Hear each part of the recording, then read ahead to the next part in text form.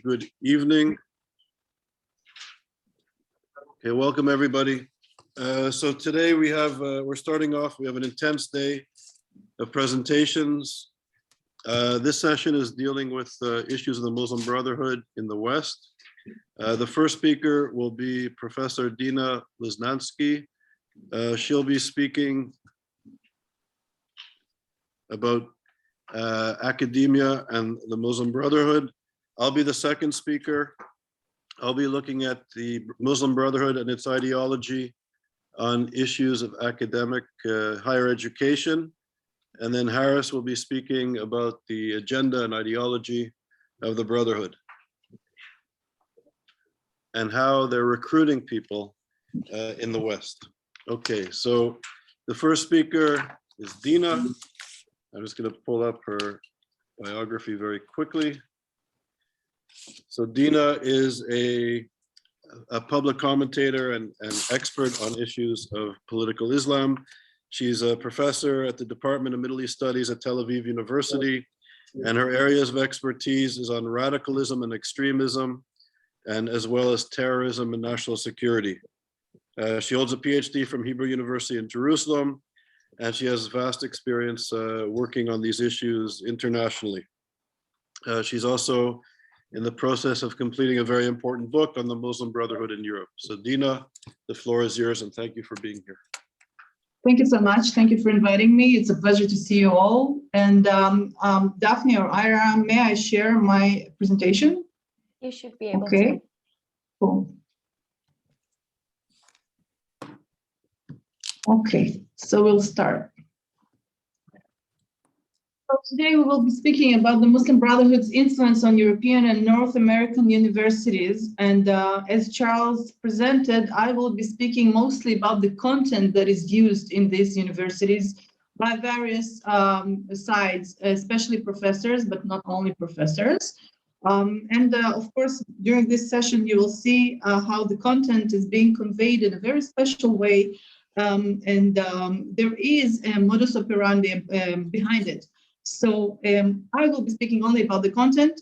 This means that I will leave the floor for, of course, for Charles and Haras to speak after me about the ways that this content is being spread. First of all, I would like to address the problem itself. Dina, if you don't mind, can you just full screen the PowerPoint? Yes, absolutely. Thank you. Sure. Okay, so I'm gonna just do this. All right. Can you see it clearly now? Perfect. Great. So we will speak a little bit about modern European anti-Semitism that has a lot to do with the fact that the Muslim Brotherhood is spreading a lot of its ideas among scholars in European universities and in American universities. We can see a very vast spread of ideas, and we should see that some of the reports about new modern European anti-Semitism, they focus on various countries. And in these countries, they speak about all kinds of anti-Semitism slurs and hatred, behavior that includes a lot of hatred against Jews. We see that this special report that I'm showing you right now in this presentation, here it focuses on 12 countries that are home to around 96% of European Jewry. We're talking about Austria, Belgium, Denmark, France, Germany, Hungary, Italy, the Netherlands, Poland, Spain, Sweden, and the UK. Around 90% of the respondents to European Union's Agency for Fundamental Rights questions in 2018, they said that they feel anti-Semitism is growing in their country. And a similar number say they experience it online, while a staggering 73% say it is evident in public spaces. Today, we will speak about these public spaces when we will focus mostly on, of course, campuses, academic campuses. Since the last survey, the number of anti-Semitic attacks has grown rapidly in some countries up to 20% in 2019. And after the beginning of COVID-19, the numbers of attacks have increased, especially online attacks, and especially around, again, the student bodies, the campuses, and the academia in whole. This was a first, let's say, preliminary slide that I was presenting. But now we will speak about the second part, which would be the presenting of Muslim Brotherhood ideology.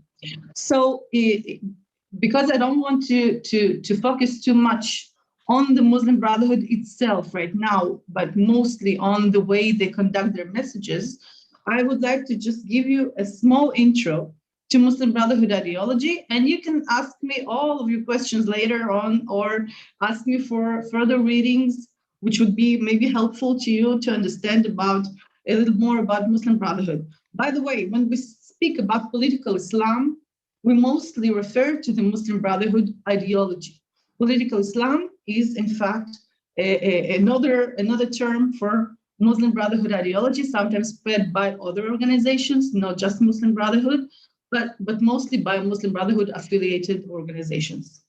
So the MB, Muslim Brotherhood ideology, is mostly based on religious Islamic principles, but it is also based on two important basic foundations, which we need to remember in order to understand the new messages that we will soon take a look at.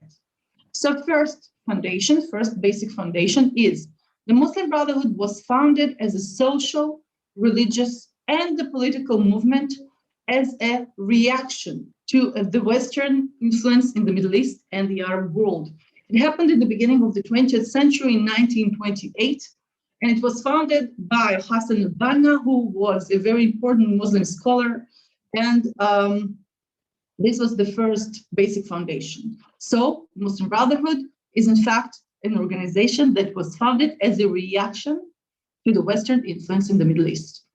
Second foundation or basic foundation would be that the Muslim Brotherhood regards the state of Israel as an extension of this foreign Western influence, which is regarded as a very bad influence to the Middle East by the Muslim Brotherhood. As a result of this notion, Jews are demonized by this ideology as people, not just as Israeli citizens. Here we are talking about anti-Semitism versus anti-Zionism. I'm sure you've already spoke about this on previous days, but now I would like to emphasize this fact because this is a very important notion that we will see that has a lot to do with anti-Semitic smearing on campuses. In 1948, Hassan al-Banna, the founder of the Muslim Brotherhood, incited the masses against Egyptian Jews in Cairo, and this was against King Farouk's policy. King Farouk was the Egyptian king at that time. After that, in 1949, Hassan al-Banna was assassinated. Nobody really knows who assassinated him, but one of the rumors said this was a Jewish plot against Hassan al-Banna as a retaliation after this massacres of the Egyptian Jews in Cairo. So these are the two most important notions we need to know about the Muslim Brotherhood. First, that it was founded as a social and political movement, a religious political movement, as a reaction to the Western influence. And second, that it regards the state of Israel as a direct extension of this Western influence. These important notions are staying with us. They will remain with us. So now we will have to go back into our own reality. We can see that in 2021, a new survey was conveyed already in March or April. And the survey was on Jewish Americans' experiences with anti-Semitism. 40% of Jewish Americans heard anti-Semitic comments, slurs, or threats directed at someone else over the last 12 months. We're talking about the period of the last year. So 40%, but it's not enough, of course. Here, I'm going to reduce my slide, I'm sorry, because I needed to see the whole slide. Later on, I will increase it again. Over the past 5 years, the ADL asked Jewish Americans, over the past 5 years, have you experienced or observed any of the following in-person experiences? So 63% of the people who were surveyed, of the Jewish Americans that were polled in this poll, they said that they experienced or witnessed some form of anti-Semitic incident, 63%.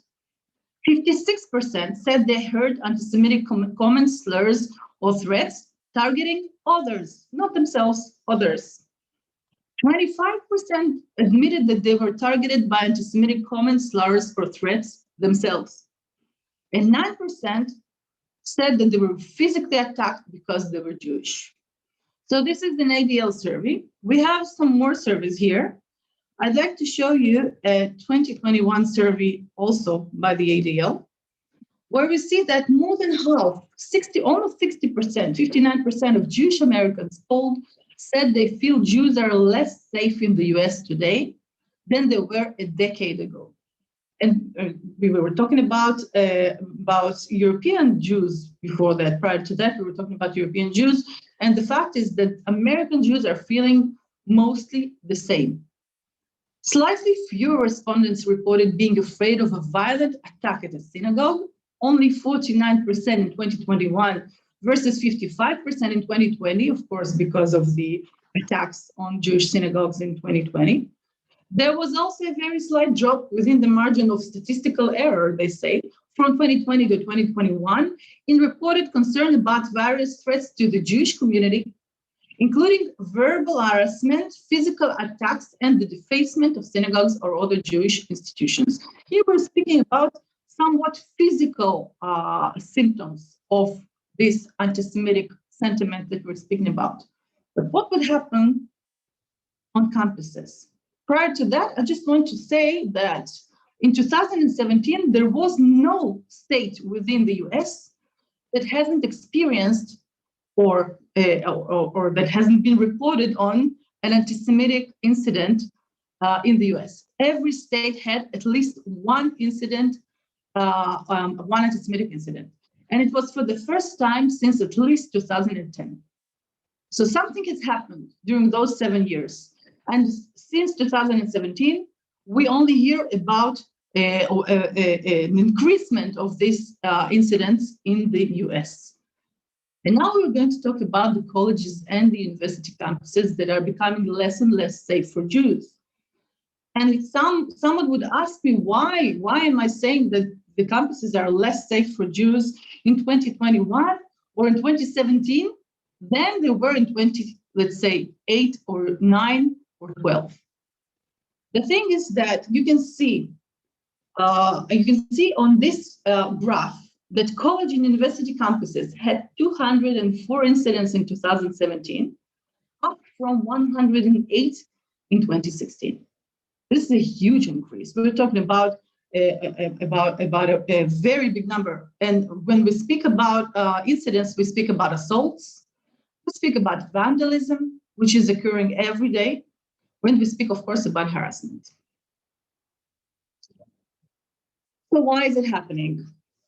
In fact, I understand that even if you attend, and you, of course, are attending every panel during this amazing ISGAP Summer Institute, you wouldn't be able to hear everything, because we still are not able to bring you the whole amount of information, because there's too much information, there's too much. We should speak about certain things that are most important within the framework of this seminar, of course, and this is exactly what I'm going to try and do. I would like to say that the disturbing content that we see on the campuses, sometimes said and slurred by the professors themselves, this is the thing that makes the campuses more unsafe than they used to be. And why is it happening? We can see that this is a very nice citation by Elliot Eisner, a longtime professor at the Stanford Graduate School of Education. He once said that any learning environment has 3 types of curriculum. First, the explicit curriculum, or what the institution says it teaches. Second, the implicit curriculum, or the learnings that students take away from the institution without their having to be taught. And the third would be the null curriculum, or those things that the institution does not teach. We could call it a subtext, something that we understand the moment we step our foot on the campus. I mean, the moment you become a student, you get into the campus and then you start breathing the air inside the campus, right? Right now, you guys are in Oxford. You're breathing Oxford air. You should know that there is a certain environment there there's a certain environment that is sometimes very positive and sometimes very negative. It depends. It depends towards whom also. So when a topic ends up relegated to the null curriculum that is not taught, we must wonder whether it is because the institution does not consider that topic to be important. So it is with anti-Semitism. And also we need to think about another fact. There is nothing null about null curriculum because there is no vacuum. Instead of learning about anti-Semitism, something else is being learned and taught. But what? So today we're going to speak a bit about some of the sayings of professors that are ideologically connected to the Muslim Brotherhood and are teaching on US and UK campuses.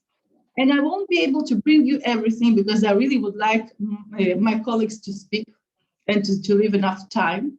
But I would like to emphasize and to put a spotlight on some of the sayings of those professors who have ideological connections to the Muslim Brotherhood. So Dina, Yes. sorry to interrupt. You have 5 minutes. Sorry. 5 minutes, good, because I'm going to use all of them. So, all right. So what you need to know is that I purposely didn't put here their names because we are dealing right now with a bit of a confidentiality issue. So this is why I'm not going to give you the names of the people that I'm citing here. But just a few moments here, just a few citations. When Hezbollah launched the 2006 war with Israel, a very known professor from Yale signed a letter that praised Hezbollah's attack on Israel as a heroic operation to safeguard the dignity of the Lebanese and Arab people. And then he bitterly denounced the many Arab governments that opposed Hezbollah. Hezbollah, you should know, is an Iranian proxy whose goal is to establish an Islamist state across the Arab world, eliminate Israel, and fight Western imperialism. This is why I'm regarding to Hezbollah as an Iran-affiliated militia, by the way. And it has everything to do with MB ideology, even though we're speaking about different ideological streams here, because Muslim Brotherhood are Sunnis and Hezbollah are Shiites. But the ideology is the same when it has to do with Western influence and the reaction to it, and to Israel within this Western influence. So now we can see that Hezbollah's leader, Sheikh Hassan Nasrallah, he said, if the Jews all gather in Israel, it will save us the trouble of going after them worldwide. So here we can see that this professor is in fact supporting a very anti-Semitic, not to say racist even, organization. The same professor has welcomed Hamas' 2006 electoral victory, saying to an interviewer that Hamas might be able to produce the beginning of salvation. I wonder what else would the Arabs have without Hamas? And Hezbollah has said, nothing except humiliation. I congratulate Hamas on its victory.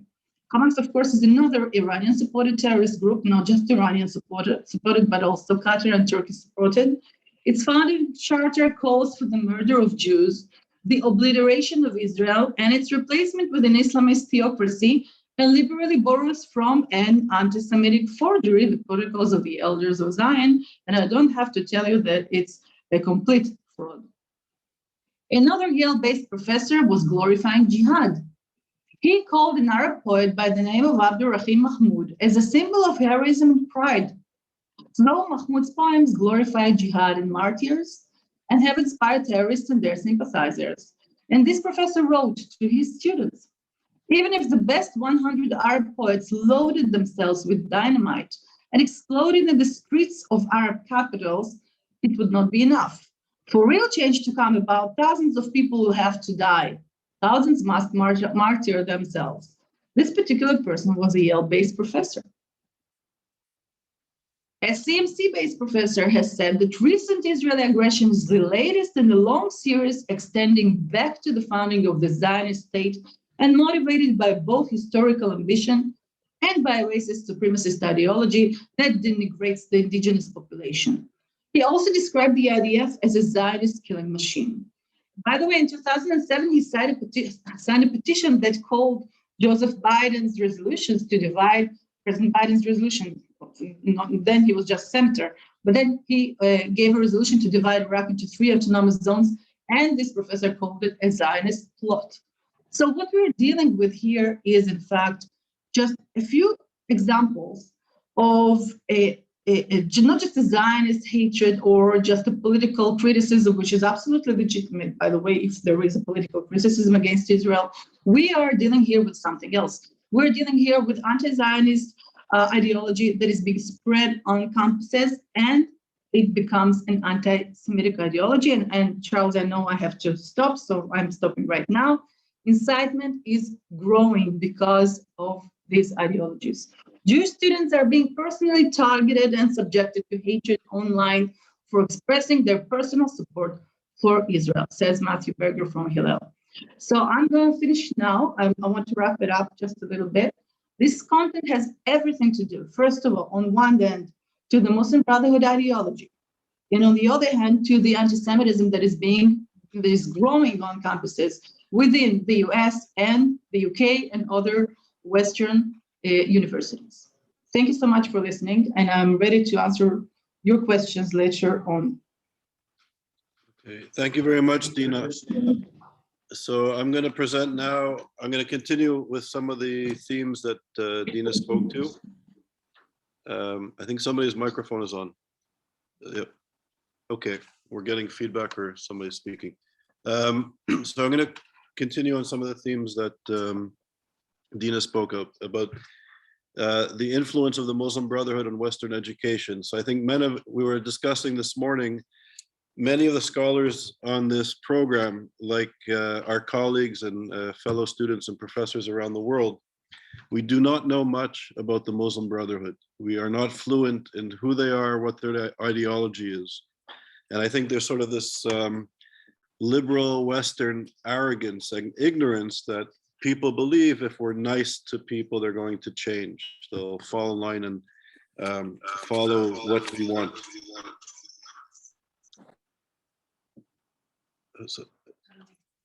Yeah, I think Haras, is it you? Should be fine now. It was just someone on the Zoom. Okay, sorry.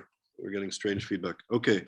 So there is an ignorance, there's a blind spot in our education and development. I came across the Muslim Brotherhood in the late 1990s when I was living in Jerusalem during the Intifada, and stumbled into a whole area of research that I had no idea about, even though I went to very good universities and studied politics and related issues of policy at McGill, University of London, Oxford, and I never really heard about them. I kind of stumbled into it as the second Intifada was in full swing and shaheeds were in my neighborhood. So I think we have to acknowledge that we don't understand. And at the very least, as scholars of anti-Semitism or scholars in general, we need to become fluent in an ideology that is very important in certain parts of the world. We have to pay it enough respect to study it, to understand their language, their religious worldview, their political worldview, their military worldview. And if we don't engage the subject matter as scholars interested in anti-Semitism, I think we're being negligent. So I really urge you to begin to explore the importance of this element of anti-Semitism or anti-Semitisms globally, and its influence in our universities of all places. So here's a reactionary social movement that is diametrically opposed to what everybody believes on the screen. I don't know you, many of you personally, I don't know your religious views, I don't know your political views, but I'm certain that everybody on the screen as intellectuals and scholars believe in the fact that everybody should live as equal citizens under one legal system, that we need to respect people regardless of their gender, their race, their ethnicity, their language, their economic standing in society. I'm sure that despite the many differences that we have on the issues that we're discussing today and on wider issues, that I'm sure we have many differences, but I'm sure on those fundamental beliefs that all of us, I'm sure, are in agreement.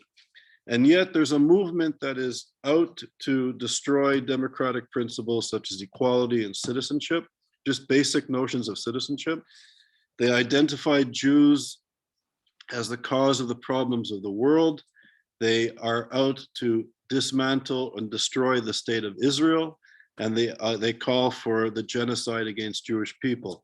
In addition to that, if that were not enough, they believe in subjugating women, murdering and killing gay people, doing away with the recognition of other religious or groups and as well as moderate Muslims, right? So they speak about Israel, they speak about Zionism, but you can look at this social movement in the last several decades, and even as we speak, as Afghanistan is falling to the Taliban, they speak about the Jews and the Zionists, but they're killing their own brothers and sisters at levels that is mind-boggling.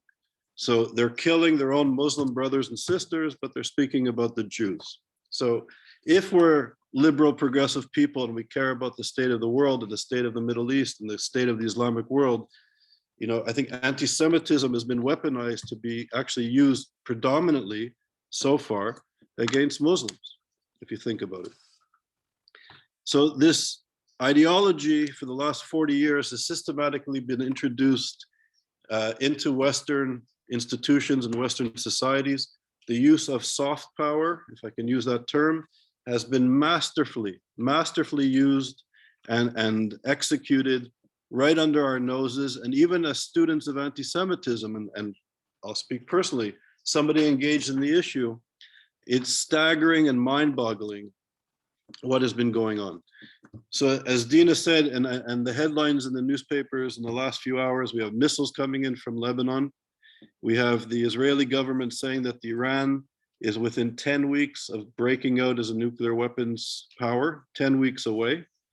A regime that is obligated to dismantle Israel. If we have the patience and the respect to understand the ideology of the regime, we understand that they are obligated to destroy the state of Israel because they cannot tolerate the fact that a Jew, a Muslim, a Christian, a man or a woman or a gay person are equal under a system of governance. They have to recreate or create a caliphate in which Muslims and Jews and Christians and women and gay people and Yazdis and Kurds are below the Muslim, according to the Iranian revolutionary regime's view of what a true Muslim is.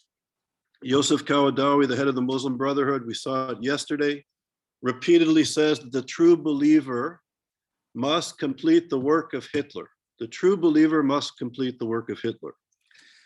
And as I said in my opening remarks, the founding director of the Board of Trustees of the Islamic Studies Center at Oxford University was no other than Yosef Kawadawi, a man who calls for the extermination of Jews and that Muslims have to follow complete the work of Hitler. This is who's giving universities billions and billions of dollars, affecting our curriculum, affecting the atmosphere on campus, making certain people marginal, and etc. So imagine Nazi sympathizers, Hitler sympathizers who call for the extermination of a group of people are involved in your universities. Imagine in 2021, what have we learned? What have we learned, and where is the outcry? Where, you know, and we're sitting here in ignorant bliss, but now I hope more and more people will understand. So Dina spoke about Yale, so now I'm going to speak about Yale as well. In 2006, I founded the Yale Initiative for the Interdisciplinary Study of Anti-Semitism. It was the first research center at a North American university dedicated to the study of anti-Semitism. Given the legacy of anti-Semitism in Western civilization, a study in and of itself is why did it take until 2006 to create the first research center on anti-Semitism at a North American university? That's one question. So we were there from 2006 to 2011. It was a vibrant research center. We had senior research professors visiting us, Erwin Kotler, who will speak later, Bassam Tibi, one of the leading scholars of the Middle East and international relations, was a senior research fellow with us. We had a postdoctoral research program, graduate studies program. We had seminars, courses, classes. We had the largest international conference on anti-Semitism ever in 2010. We had 106 professors presenting papers over 3 days, and we had about 600 people attend. In the conference was a young student from Berkeley, California, of Syrian origin, whose uncle is the leader of the Muslim Brotherhood in California, and another uncle was the leader of the Muslim Brotherhood in the United Kingdom. we believe in academic freedom and openness. So he was a law student and he came to our course and he was blogging in real time, basically saying that a racist apartheid conference was taking place at Yale. To make a long story short, the ambassador of the PLO, was the first time in the United States of America under the previous regime of President Obama, where the PLO had ambassadorship level in acknowledgement in Washington. I should also say the first act of President Obama, the first act that he ever did was ensure that a professor named Tariq Ramadan, was given a visa to enter the United States of America. Tariq Ramadan, who's now under house arrest for violently raping women, is a grandson of the founder of the Muslim Brotherhood and a very capable intellectual who speaks many languages, of taking Muslim Brotherhood ideology and sort of translating it into the language of progressive, postmodern, multicultural language. So he was the first thing that President Obama did. And we know that President Obama visited Egypt as his first trip. Usually it's to Canada or to Mexico or to the United Kingdom. He went to Egypt and Turkey. And we know what he did, which was to the annoyance of the government of Egypt, is that at his initial foreign policy speech that he gave as his presidency, he, as guests of honor at the major international national event, were the leaders of the Muslim Brotherhood that the Obama administration engaged. So they were his invited special guests to that lecture. I urge everybody to go, you can get it on YouTube, go listen to his speech. Go listen to his speech about engagement, about the Muslim Brotherhood, about Israel and Zionism. It's a fascinating speech, but I digress. Back to Yale. So to make a long story short, the conference was depicted by the PLO and the Muslim Brotherhood as a racist conference. We had 106 of the leading professors from around the world: Deborah Lipstadt, Robert Wistrach, Bassam Tibi. It was the who's who of the sort of international leading experts on anti-Semitism. This was the beginning of the end of our entity. So despite the fact that we were doing major work, major publications, major programming, postdoc, graduate program, etc., after 5 years at Yale University, there's a review, an academic review of all centers. And if there are issues or problems with the way the center is run, there's recommendations are made, and usually the center exists for another 5 years, and after 5 years they see if the recommendations were addressed, and this is sort of a normal process. Under extreme situation, the center could be given 2 years to rectify urgent problems. For the first time in the history of Yale University, the academic review report was deemed classified and confidential. No administrator, no faculty member, no staff member, no philanthropist has ever seen this report. It's the first and only time that this was done at Yale University, according to Alan Dershowitz and other legal scholars.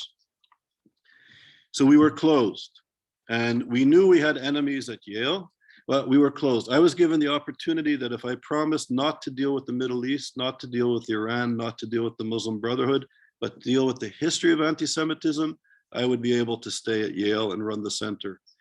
And the person who told me this was the person who brought me to Yale. And at that meeting, I stood up, I shook his hand, and I thanked him very much for bringing me to Yale. But I said that I wouldn't be able to sleep at night if I was taking a paycheck to deal with anti-Semitism from a historical perspective only, and that my colleagues and I would be banned at a university to deal with relevant issues and a relevant subject matter. So I left. And I ended up going, I was fortunate, I got to a fellowship at Stanford University, and I went to Stanford. About 14, 15 months after Yale was closed and I was sitting at Stanford, one night I finished a book late at night, and I was working very hard for weeks on this book, and I'm sure many of you have been in a situation, and I was wired, I couldn't sleep. I submitted the manuscript to my editor, and I was sitting up late at night in my little apartment in Stanford, and I was surfing the internet. I think I was reading hockey scores. I come from Montreal, I like hockey. and I was reading the sports section. And then I looked at some old emails, and I came across an email from a man named Charles Robin Hogan. Charles Hogan was the vice president of Yale University, and he was very antagonistic to what we were doing in our research center. And he, you know, we had opposition, and that's fine. That's normal at a university in politics. Anyways, I came across an old email. He was an old roommate of Rashid Khalili, the head of the PLO, the professor now at Columbia University. They were roommates at Yale when they were students. And I Googled him. I couldn't sleep, Googled him. And then I found out before he was at Yale University, he worked in a pharmaceutical company in Cambridge, Massachusetts. And the pharmaceutical company was owned by a guy named Ben Mufaz. Ben Mufaz, I read, owned a pharmaceutical company in Sudan that the Clinton administration bombed because it was developing and shipping weapons to Islamists in the Middle East. So then I started reading about Ben Mufaz. The company in Cambridge, Massachusetts, the pharmaceutical company, was also owned in part by none other than bin Laden himself. So I started doing research. So it turns out that Ben Mufaz actually sued Yale University Press because of an excellent book by Matthew Levitt. Matthew Levitt wrote a book on Hamas. And Ben Mufaz was trying to ban the book and trying to get Yale University Press to stop the publication of the book on Hamas. Matthew Levitt's book, worth a read. And to make a long story short, they settled out of court, Yale University Press and Ben Mufaz settled out of court. 3 months after they settled out of court, Charles Hogan leaves the pharmaceutical company in Cambridge, Massachusetts, and he becomes the vice president of Yale. The first thing he does is hire a woman called Aletta Wagner. Aletta Wagner worked for the State Department with a guy named Alamoudi. Alamoudi is currently in a federal prison serving 23 years of running guns and money to Hamas. Okay, so Aletta Wagner became the assistant to Charles Robin Hogan. To make a long story short, in about an hour of Googling, I discovered these things. Arab Bankers Association, foundations that were connected to the Muslim Brotherhood, money, lots of money going to Yale, to Harvard, to Cornell, to Georgetown, to Texas A&M of all places. $1 billion going to Texas A&M. And I didn't know at the time. I do social theory and the ethics of the other, Emmanuel Levinas. And now I'm discovering stuff that was terrifying me late at night in my little apartment in Palo Alto. But I didn't know what it was. Was this the tip of an iceberg, or was this me misinterpreting stuff that may have not been real or was real on the internet? To make a long story short, I spoke to some experts on security and counterterrorism. One of them is now speaking on this panel. I won't mention her name. I spoke to Dina, I spoke to other people, and they were like, yes, we know this foundation, we know this person, we know this individual, and it looks like you're finding things that are substantial. So here I was, a professor running a research center at Yale University on contemporary anti-Semitism. My colleagues and I were dealing with Iran, dealing with the Muslim Brotherhood, dealing with its influence. And then right under my nose, we were closed in part by the Muslim Brotherhood and its influence at Yale. And also liberal scholars who believe that anybody working on issues of anti-Semitism that looks at the influence of anti-Semitism in the Muslim Brotherhood, in Palestinian society, in Hamas, in Hezbollah, in Iran, then you're not scholars, right? You're advocates. You're pushing a Zionist agenda, and you're disconnected from high caliber scholarship, and you're not a scholar, but you're an advocate. Imagine. So to make a long story short, this began an odyssey that has lasted 8 years. And a small group of us, we had a total budget of 7 or 8 years of $80,000 in total. So a few $1,000s a year to help do our research. And to make a long story short, and I would like everybody to listen carefully, we discovered $3 billion in undocumented money coming from the Muslim Brotherhood to American universities. So Yale University, for example, forgot to report their funding as they're legally obligated to the Department of Education. Harvard University to this day reports its funding, its foreign funding, as one line, a total lump sum, even though they're obligated by the law to report what country it came from and individual installments and individual amounts, they refuse to do so. Texas A&M received $1 billion from the Qatari Foundation. That's the front, or that's part of the Muslim Brotherhood. So in July of 2019, I was actually running the Summer Institute at the time. I ran to Washington to present, and I presented our findings in front of the head of Homeland Security, the director of the FBI, the Secretary of State, the Attorney General, the Assistant Attorney General, and the Secretary of the Department of Education, as well as about 100 top civil servants in the federal government. And our presentation was enough to lead to a federal investigation, which was launched in October of 2019. So we were able to depict or to prove that there were $3 billion coming from the Muslim Brotherhood to the American University.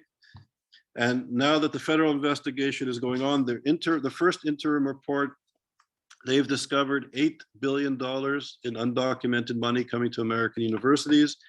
And I believe that the next interim report will demonstrate that there's over $18 billion of Muslim Brotherhood and other foreign funding coming into American universities that is undocumented and is illegal, because universities must, according to the law, document where they're getting their money from, etc. So, ladies and gentlemen, imagine the impact that all of this money is had on our curriculum, how publications are and discourse is being framed, how Georgetown University, that educates the top of our foreign diplomatic service in the United States, the influence that this is having at places like Georgetown, Cornell, Harvard, Yale, and it goes across the board. The Muslim Student Association and the Students for Justice in Palestine, which come out of the Muslim Brotherhood, are almost the shock troops. They're making life miserable for Jewish American students at American universities and Canadian universities.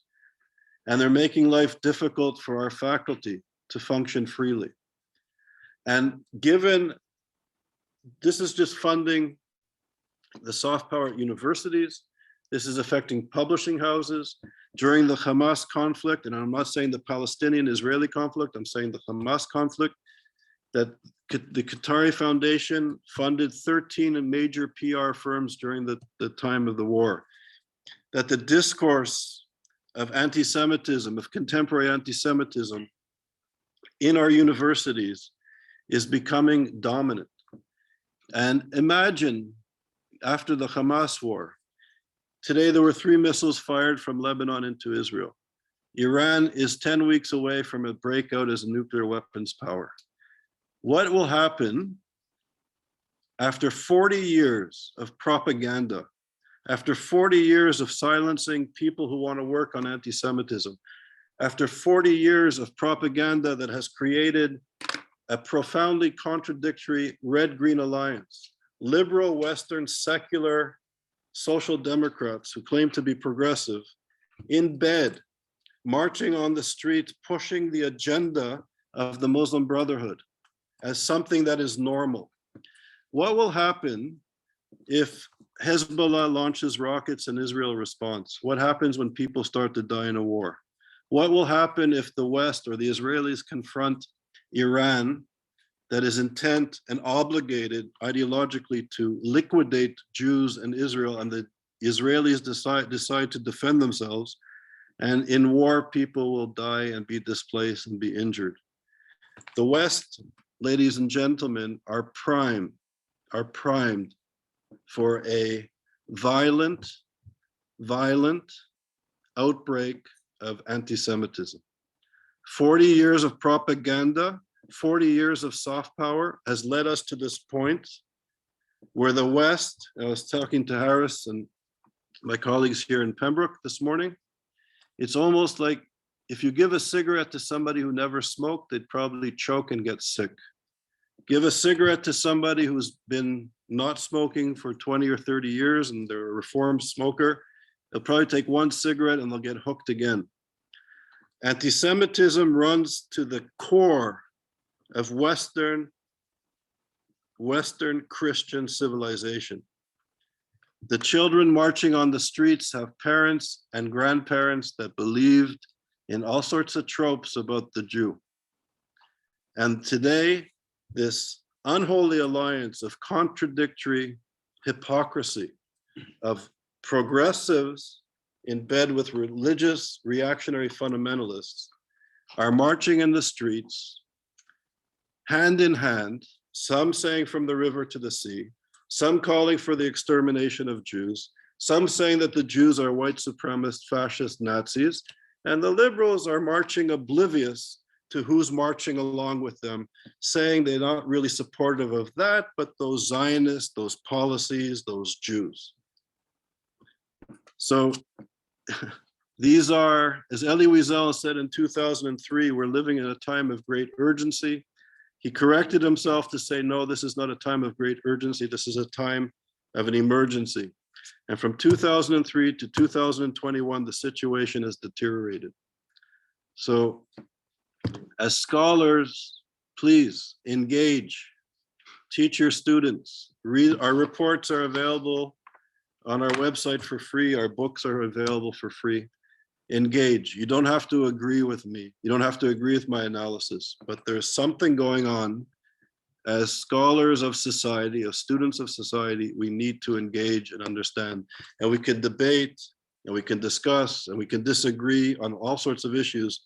But ladies and gentlemen, we need scholars, we need the intellectual leaders of our society to engage this issue and to expose the genocidal, and I'm choosing my words carefully as a scholar, literally as a scholar, to expose the genocidal anti-Semitism that is passing as something normal, the normalization of this anti-Semitism. Some are openly calling for the extermination, and you have these sheep walking behind them saying, we don't call for the extermination, but maybe the Israeli policies are not perfect, and maybe this is not perfect.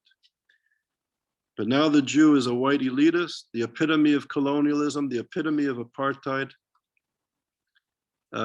So please engage the issues. Thank you. And on that positive note, we have Haras Rafiq. Thank you.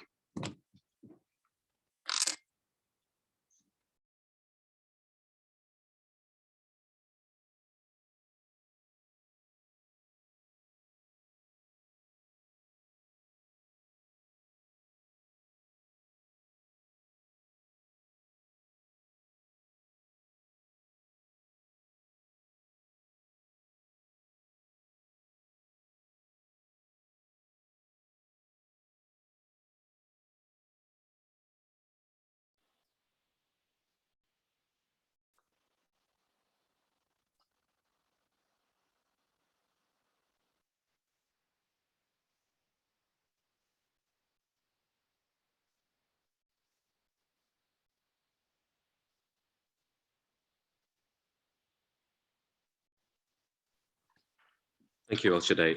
Thank you, Charles, for a very passionate presentation, and also for setting the scene for this part of the for this part of the session, and also for inviting me. I think this is my 5th or 6th time at the Summer Institute, and I've changed my presentation a little bit from what I was originally going to talk about, based on some of the Haras, I think that we had here. The screen may not be coming through Some of clear. the discussions we had here yesterday and today. So what I want to talk about now is looking at Islamism. I'm not going to talk about political Islam. I'm not going to talk about radical Islam. I'm going to use the terminology Islamism and Islamists, define the terminology, look at the relationships that they have with what we call the triple threat, look at the way that Islamists have used the model from communism to actually spread within our society, including universities, and then look at the behaviors and the pathways and how they're winning allies and friends. Give you a case study of how, I remember about 10 or 11 years ago, I was in Jerusalem at the first Forum for Combating Anti-Semitism, which is where I met Charles in the first place. And I posed the question, and the question was, is anti-Semitism becoming the default position amongst Muslims in the West under the age of 40? I didn't have any statistics, I didn't have any evidence, but that is what I thought. Now I'm sad to say that I believe that is the case.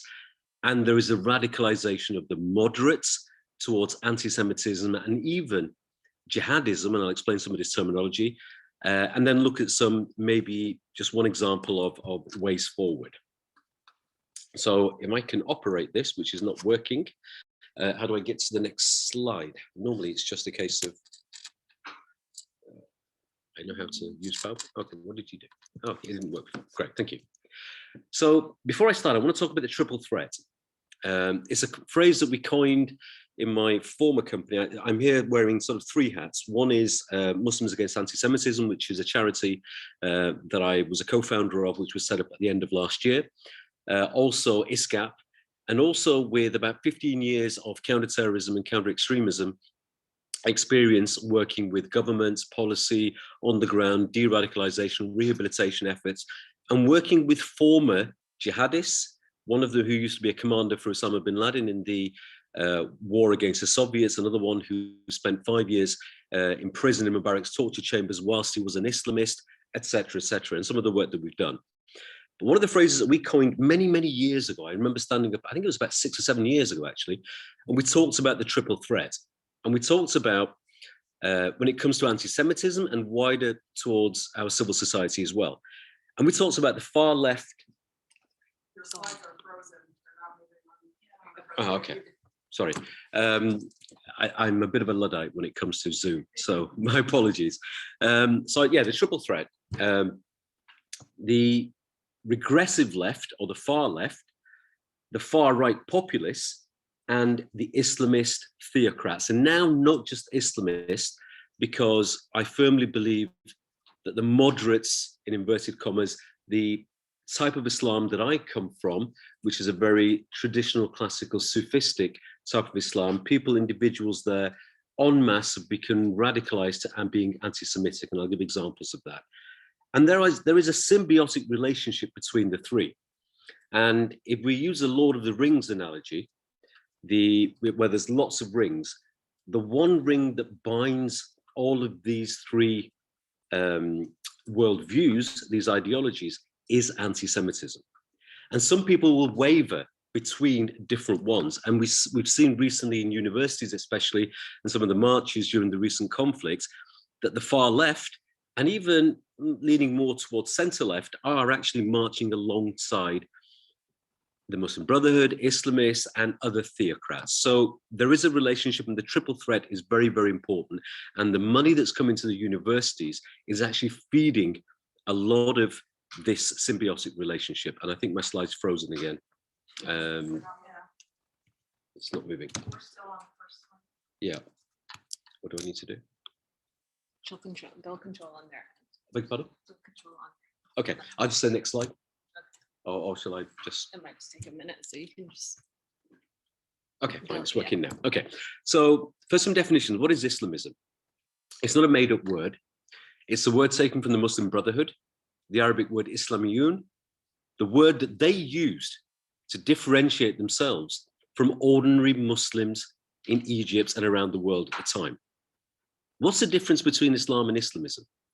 Well, in the same way there's a difference between social and socialism.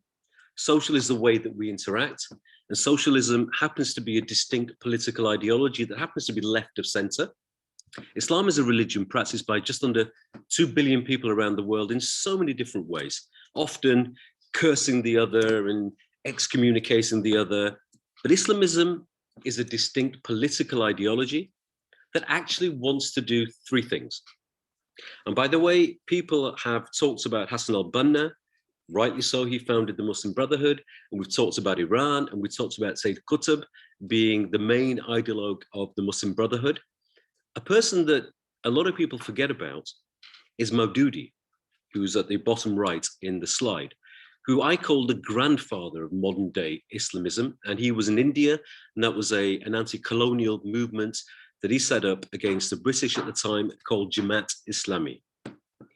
And there was a relationship and respect between the Muslim Brotherhood and the Jamaat Islami. Qutb learned many things from Maududi, and even though Maududi felt that the Ayatollah Khomeini was a deviant when it comes to the belief and the creed within Islam, because he was Shia, he sent him a letter congratulating him after the revolution, saying, well done, you have actually achieved an Islamist state. And something strange is happening, and I can't see my slides. We're just, Okay, maybe I'll turn around and see where I am next. So my apologies if you, okay.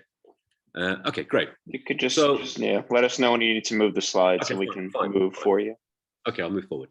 So what is it that Islamists and Islamism really need? I mentioned three things. And by the way, this is across all the different interpretations and sects within Islam. And it's too simple to say Sunni and Shia. Islam isn't just merely split up into Sunni and Shia. There are many other subsects as well. But they want three things. The first one is the desire to set up a utopian Islamist state somewhere in the world and enforce a particular version of fiqh. Remember that word for the next slide. You may have come across the terminology Sharia law. There's no such thing. And I'll explain why in the next slide. Fiqh is jurisprudence, but they want to enforce a particular version of jurisprudence and interpretation of law within Islam, usually Salafism combined with the Islamism of the different divisions, or within Hezbollah, it's slightly different in some of the Jafri traditions. Second thing they want to do is to spread that around the world. Now imagine that. ISIS tried to do that. The first people they killed were other Muslims in Iraq and Syria who didn't adhere to their worldview, didn't adhere to this contemporary utopian Islamist state based on particular fiqh, which hadn't really been done anywhere else in the world, apart from a short period of time in Andalusia.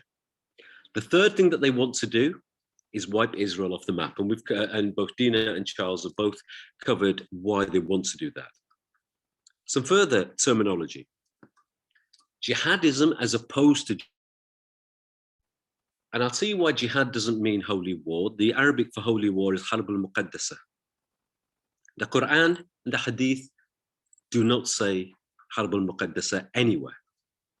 Jihad can mean lots of many different things, and there's a paper that I circulated to the group here for the different classifications of jihad. One of them is fighting, but jihadism is the use of or the support of force to achieve the objectives of Islamism.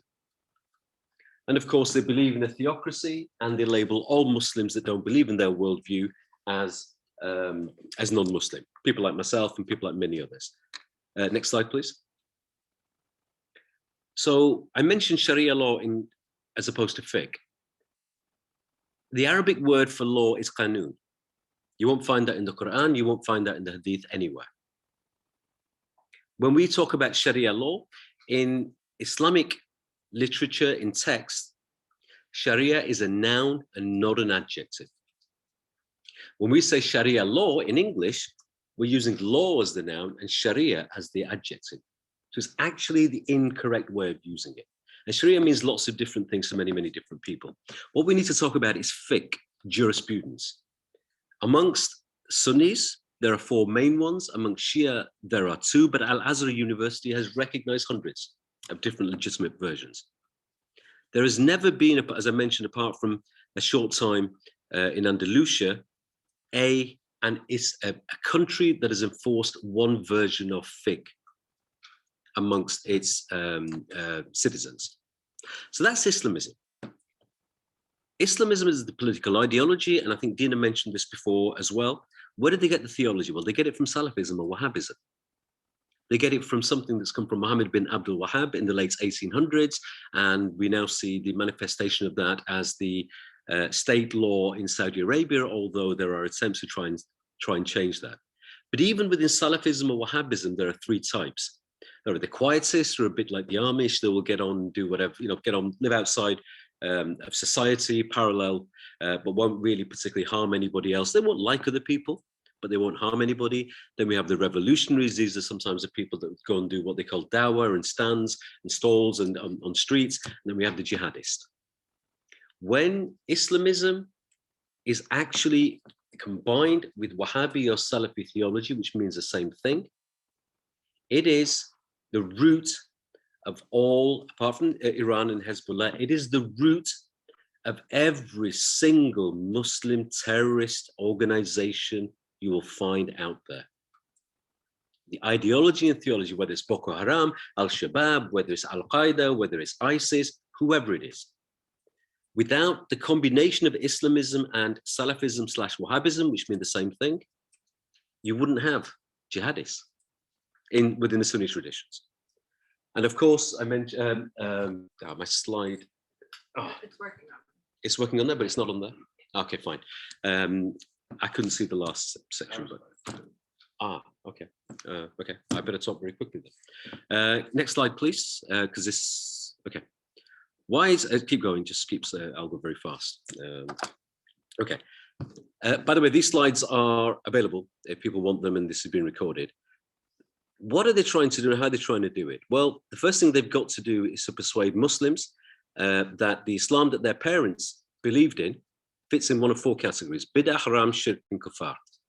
These practices that their parents believed are not traditional classical Islam. It's there are practices based on a whole bunch of different things. The second thing they do is they will target the Muslim community and the wider community by setting up umbrella organizations. And can we go on to the next slide? There's a diagram by whoever's operating the, okay. They will set up a number of umbrella organizations, different organizations in universities and various different places that will stand for different representative bodies.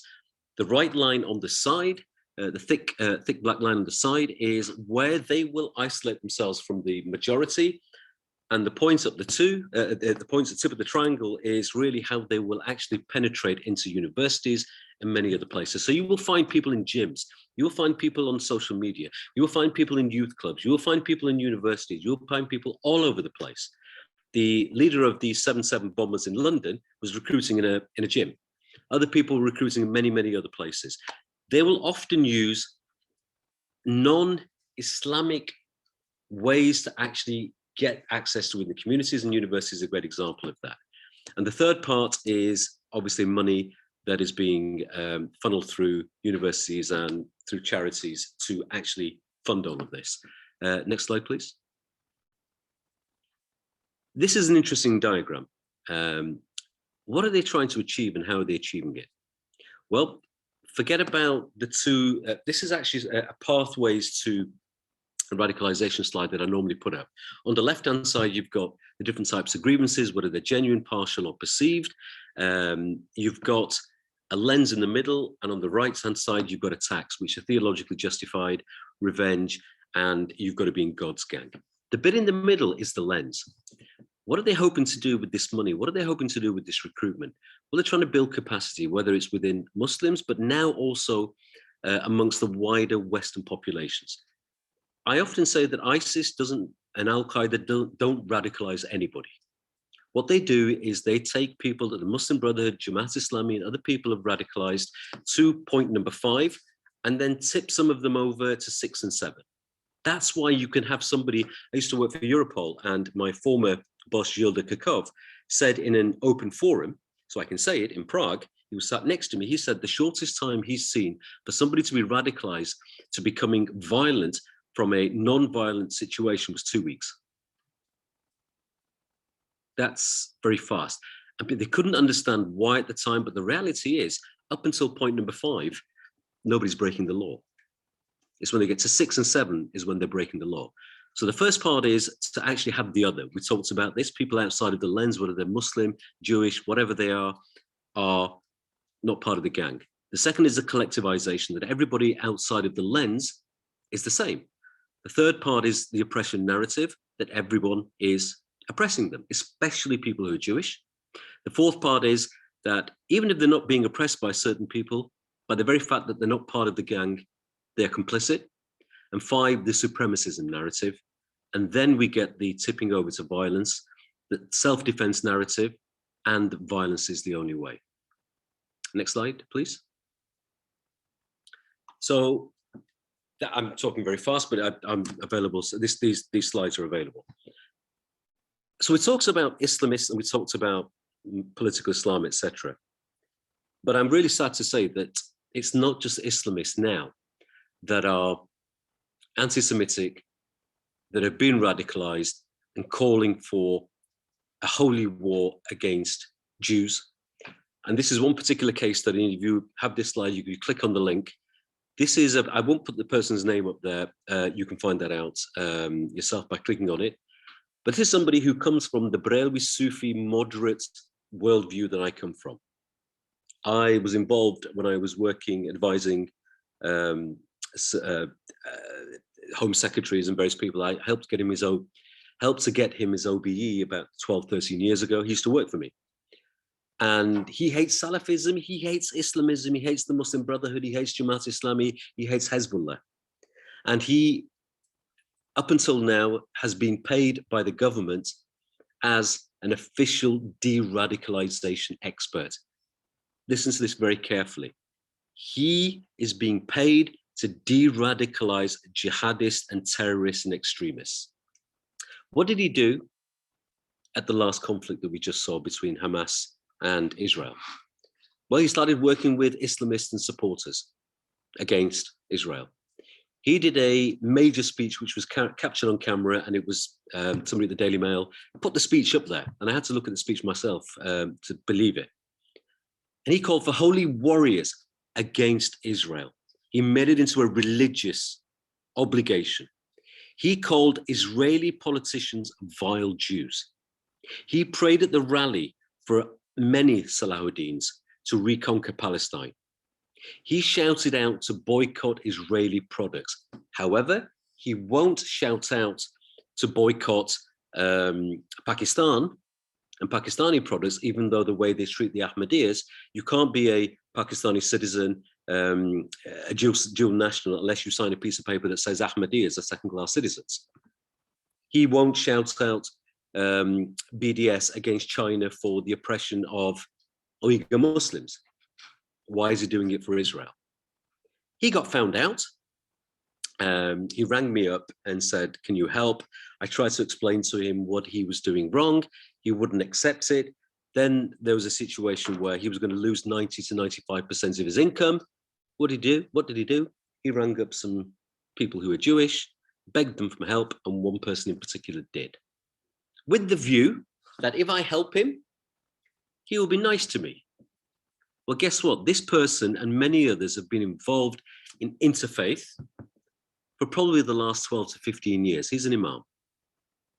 Interfaith is something where I used to do it, where people sit around a table and say how wonderful we are. Then when they leave the table, start cursing each other, especially when there's a conflict. Move away from interfaith and start looking at other ways that we can actually work together. Next slide, please. And this is the final slide, and I'm sorry if I've rushed this. What can we do? Well, as Muslims Against Anti-Semitism, which is a recent charity, we've recognized that opinions have become the new facts. Opinions don't care about facts. People are becoming polarized. People are becoming radicalized to extreme or various ideological positions. How have they been doing this? How has this happened? I mentioned the otherization and the lens in the middle. We live in a world where whoever tells the best story gains the support.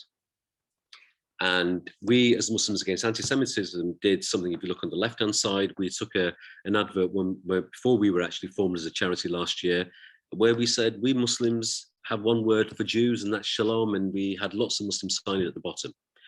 During the conflicts, if you look on the right-hand side, we partnered with JLC, the Jewish Leadership Council, and we actually issued this statement in probably 90 to 95% of all of the UK major newspapers. What else have we done? Well, we've created these leaflets where guidance for people on how they can have conversations about Israel, Palestine, Gaza without being anti-Semitic.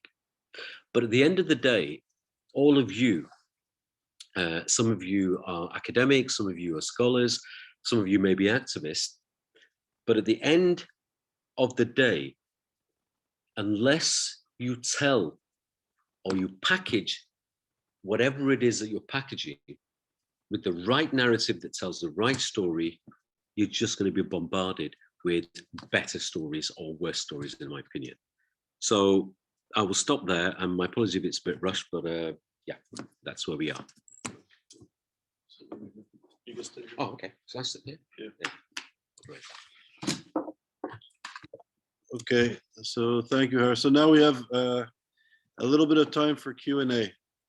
So I see Christine. Christine can ask the first question.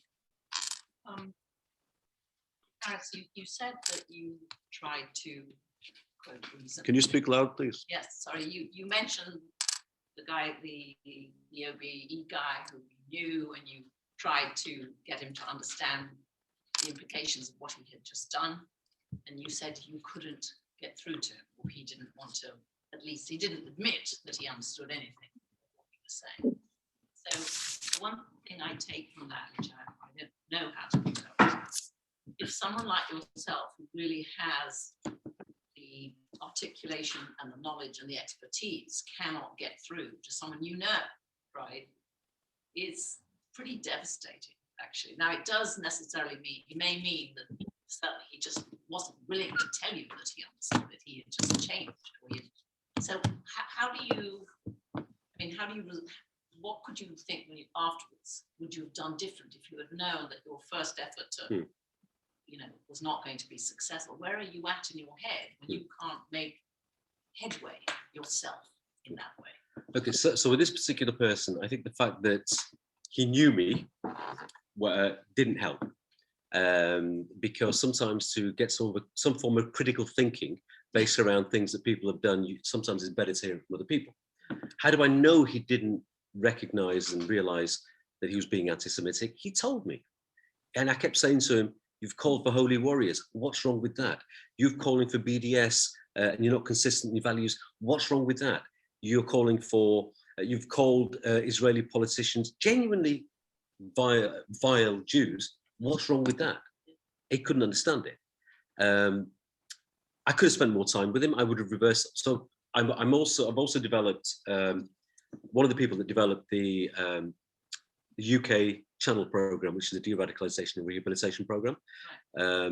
So what I would have done is actually assigned a mentor who to deal with him and take him through this journey of bringing him back into rehabilitation through critical thinking. I just didn't have the time.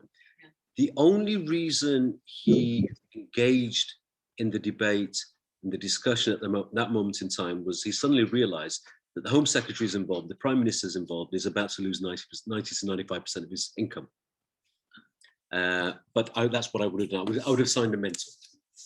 Okay, thank you. Brandy, please, I see your hand is up. Please ask a question. First, I want to say thank you. I think you're muted. Oh, can you hear me? Yes. Okay. I just want to ask. 1 second, we don't hear you. Sorry, 1 second, please. Okay, I think we're okay now. Can you hear me? We can hear you. How about you, Charles? Right? No, we don't hear you. I'll type it. Okay, there we go. Okay, sorry, go ahead. Okay, thank you. I just want to know if there's been any similar type research done on funding for programs in K through 12 education, like funding coming from outside sources, and partially I'm interested in it just based on what's coming out of like the ethnic studies model curriculum and things like that out of California. Yeah, so there's a bit of research that I know on Muslim Brotherhood funding of K through 12 education. as well as publishing houses. And it's definitely an issue. And there are groups doing research. So it's an area of concern, and it's an area of activity.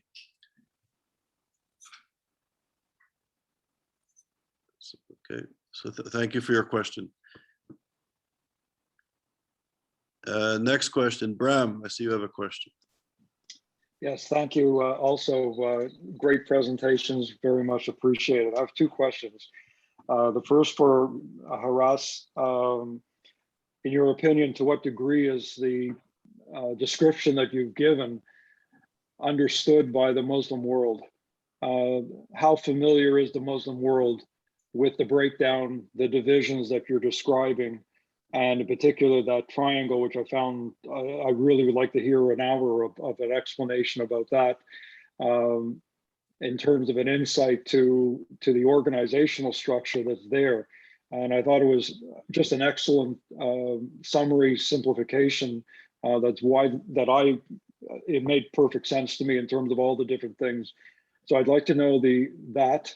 And for Charles, I'd like to know whether or not there is a regulatory body like the SEC that would look into reporting from the universities. And there must be some kind of reporting body in the United States. Internationally, all companies that are dealing with American businesses have to report through to the SEC and comply with things. It would strike me as being a big fundamental question is who's dropping the ball on that, or who did drop the ball on the whole issue of funding. You're raising it's now up to $18 billion. You're talking about serious money, as they say. So who's responsible for monitoring those funds, and what's being done about that? There's a lot of questions. Sorry? There's a lot of questions. So very quickly, okay. Your first answer to your first question. Where's it taken from? It's taken from the Islamists. It's taken from their own. It's taken from former senior leaders. It's taken from their documentations. It is what they believe in terms of the definition of Islamism. Jihadism is something that we've added ourselves. How familiar is the Muslim world? Well, first of all, there's no such thing as the Muslim world. There are Muslim majority countries. There are more Muslims in Indonesia than the whole of probably the Middle East combined. And they don't speak the same language, etc., and believe in a different type of Islam. There was a time when Saudi Arabia, Kuwait, Bahrain, all of these others were in league with the Islamists, and they were responsible for spreading this throughout the world. Three main organizations, OIC, WAMI, World Assembly of Muslim Youth, and then we have the Muslim World League, or Rabita Trust. The interesting thing that's happened now is the UAE, Saudi Arabia, Egypt, and a number of other countries have recognized that for their own reasons, the Muslim Brotherhood especially, not so much Jamaat Islami, and definitely Iran and Hezbollah and their Islamist ambitions are a threat to their own security. So they are actually trying to do something about the very thing that they actually helped to propagate in the first place. So they are aware of it. But then you have the flip side, countries like Qatar and Turkey and Iran, who are on the other side, are very much housing and funding and supporting the Islamists for their own geopolitical reasons. Not necessarily because Qatar believes in Islamism, but because of their own ambitions in the region and around the world. So very quickly, Bram, in the United States, they passed an anti-Nazi law during the Second World War that foreign entities giving money to American universities had to report it to the federal government, but the law is not being administered. So hopefully through this investigation, the federal government, the Treasury Department, and the Department of Education will implement the law that's been on the books since the Second World War.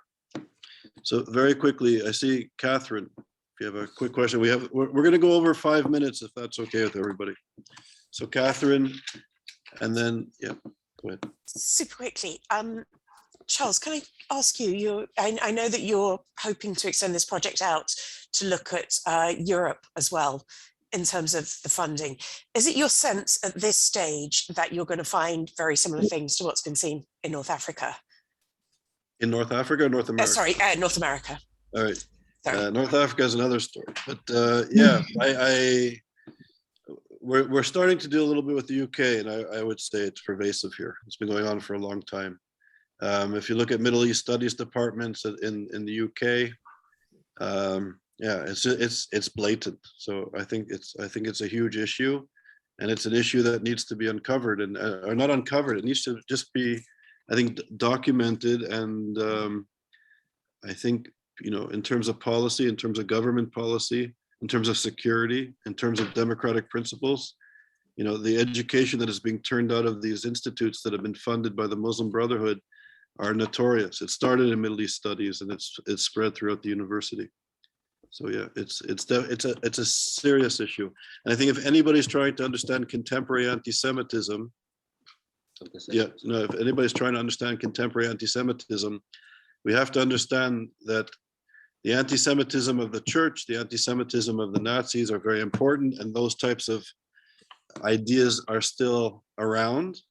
But if you want to understand how education has been hijacked and why students are being attacked on university campuses and faculty are being banned from dealing with these issues, and why, you know, the most educated people coming out of our best universities are propagating this hate, you got to look at these issues. You have to really critically examine what's been going on. Can I just ask if modern anti-Semitism and contemporary, where does the contemporary Okay, stuff? well, we have 2 minutes. Yeah. So one thing, Catherine, you asked the question. So in the UK, Islamism didn't come with the Muslim Brotherhood. It came here with the Jamaat Islam in the 1970s. The East Pakistan, Bangladesh war, and a lot of the death squads came over here, and they set up a whole bunch of organizations, and even became NHS chaplains and a whole bunch of other things. Set up a number of organizations like the MCB. The Muslim Brotherhood came later, and a similar story in other parts of the world as well. But the British are apologizing for the expulsion 800 years ago, but that's another story. Kane, the floor is yours. My question's for Haras, and it's just a bit about when he was talking about fiqh and like Islamic jurisprudence. Obviously, Iran has its central tenet of its constitution, the Wilayat-i fiqh. I'm not sure if I'm saying that right, but it's the Wilayat-i fiqh. I just wondered how that differs from like mainstream Islamism that the Muslim Brotherhood is like purporting. Like how is Iran's system different?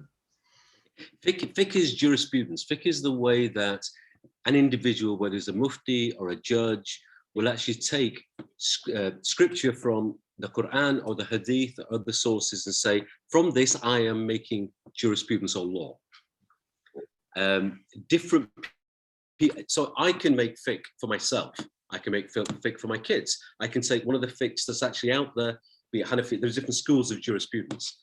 What the Islamists do is take a Wahhabi fiqh that doesn't recognize anybody else and tries to go back to what they claim 1400 years ago, that has to have an enemy because it was developed. The enemy was the Ottomans in the 1800s. They take that as the justification for why people will, so how suicide bombers, for example, the suicide is the biggest sin, one of the biggest sins within Islam. How is it by doing one of the biggest sins, these people will go to heaven? Well, they use a Salafi theology to justify that.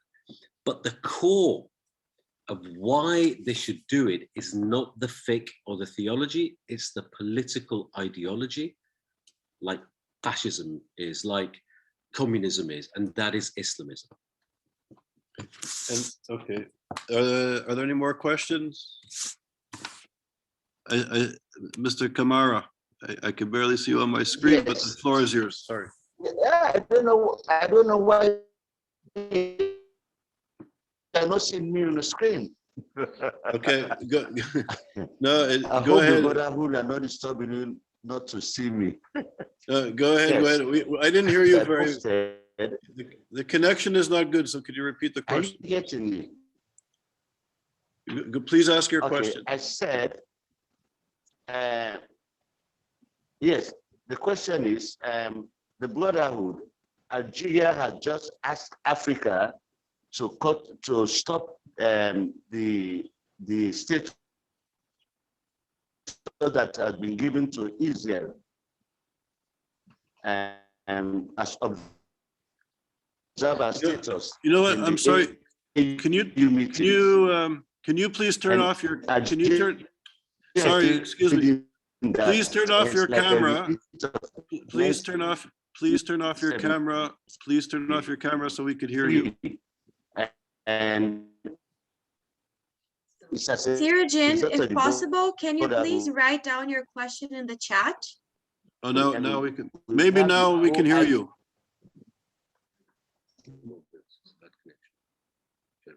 You are not getting me.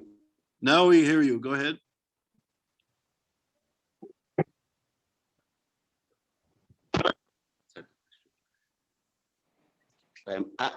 Yes. Am I better? Yes, go ahead. Okay. Let me add a question. Okay, I said Algeria, as part of the Brotherhood, has mobilized North African countries observer status given to Israel. I think it's a repeat of 1973 Yom Kippur effect. Do we think there's anything we can do to counter them, because this is what they did in 1973 and they started doing. So we didn't get all of your question, but we know how African countries, it's not that related to university, the Brotherhood and University, but the Brotherhood and the politics of Africa. I hope you understand that. Okay, so I didn't get all of the question, but I'll just say that in the last several years, Israel is making inroads into relations with African countries, and I think there's a lot of opportunities for both Israel and African countries to forge better relations. So I think it's an exciting time. I would take my question. Okay, sorry about that. I don't think we're responding exactly to your question. So I think we're out of time. I think, okay, Judith, last question for Judith. Sorry, Chris. Very quickly, I wanted to ask Haras about, you mentioned interfaith dialogues. On the one hand, I see and understand reformed Muslims against anti-Semitism, but on the other hand, you're very, I guess, depressed by the state of interfaith dialogue. So I just want to ask you very quickly, do you see any possibility of a kind of functional interfaith dialogue that might be able to be used in order to expose the extremists and also strengthen the alliance with mainstream Muslims who do not believe in Islamist and other types of extremist ideology? Judith, we couldn't hear you properly, but I think I understand the question from the back end about interfaith and what are there any particular types of interfaith that are more useful? If we want to tackle anti-Semitism, we've got to move away, in my view, and Dina might differ in the view, so perhaps Dina can jump in on this as well. I think we need to move away from actually having discussions about Judaism and start having discussions about people who are Jewish. Some of my friends who are Jewish are atheists. They're not, practitioners of any particular religion. And when the problem about interfaith is, what we've seen in the recent conflict, is that out of all of the people that I know in the UK that are Muslims, moderates in inverted commas, that were involved and engaged in interfaith, only about 2, maybe 3 of them, and Wasik, I'm looking for you to maybe 2 or 3 are people who didn't become anti-Semitic. However, if the discussions had been about Jewishness as opposed to religion, we can engage with people on common values, human rights, democracy, all of the things that we kind of want to accept as a default position, rather than discussing whose religion is better or not. And this is one of the problems with interfaith. And the other thing about interfaith is that a lot of Jewish organizations will work with whoever controls the microphone. And unfortunately, the Muslims that control the microphone in the UK, US, Canada, and other Western countries are the Islamists. And I'll just say very briefly as a final note, I think the issue has to be anti-Semitism, not interfaith dialogue or Jewishness or Islam or Christianity. There's a problem of anti-Semitism being incorporated into political discourse and religious discourse. And I think we need to weed it out to understand it and get rid of it. And then maybe we can have a more productive dialogue that deals with issues of ethics and religious commonality if we get the sort of the poison out of the conversation. Dina, no, you have been silent. Is there any final remarks that you would like to say? Or Yes, I just read Christoph's comment, and he said that he just wanted to say that fighting this whole thing has almost become impossible, as the atmosphere right now is extremely toxic. I agree, but the thing is that we can make it possible. Because the work we're doing right now and the fact that you are here and you've chosen to join ISGAP Summer School in Oxford, I think this is a very good choice. I think this is the first step, maybe the second even. Thank you so much. thank you, Dina. Thank you, everybody, for your patience. We're a little over time, so we have a 25-minute break, and then we're going to come back for another session. So thank you very much. And by the way, the